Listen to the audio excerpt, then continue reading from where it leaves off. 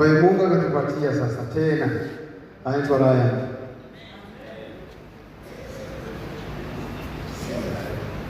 Ninamshukuru Mungu sana tena sana kwa sababu hawa watoto wote mama hajawahi kufanyiwa operation mpaka leo.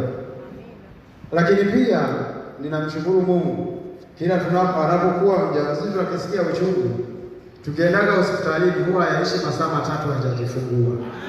Huwa namtukuza Mungu sana. Nakumbuka uzao wake wa kwanza nilipeleka saa 11 alfajiri, lakini saa 1 wakanipigia simu kwa tayari amejifungua. Huyu pia nilipeleka saa 12, lakini saa 2 kama na nusu, saa 3 wakaniambia amejifungua. Huwa namshukuru sana. Ninamshukuru Mungu kwa mambo aliyonitendea. Nakumbuka siku ile ya uchaguzi, kuna watu waliniuliza kwa nini nimetoa machozi. Jambo la kwanza, sikuamini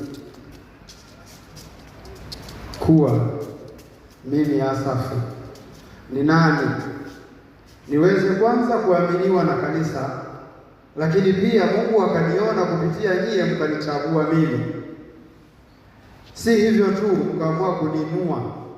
Leo hii mimi ndio mwasibu wa kanisa hili.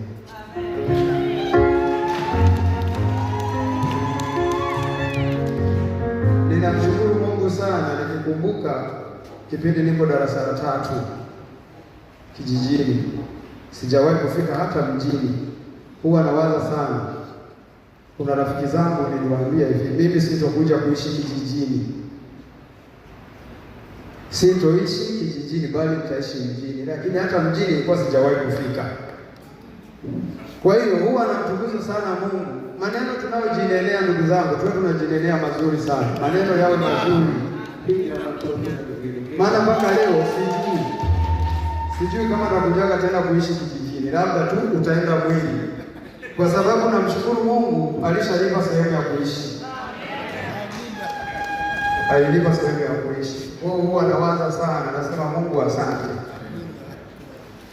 Ni mengi ambayo naweza nikasema, lakini kulingana na muda naomba niishie hapa. Lakini kama mama anayo kuongea labda taongea, ila mimi naomba niishie hapa. Mbarikiwe sana. Katika shukrani hii Mungu azidi kutuinua, Mungu azidi kutubariki, lakini azidi kuliinua kanisa lake. Yangu ni hayo tu. Asante. Piga makofi na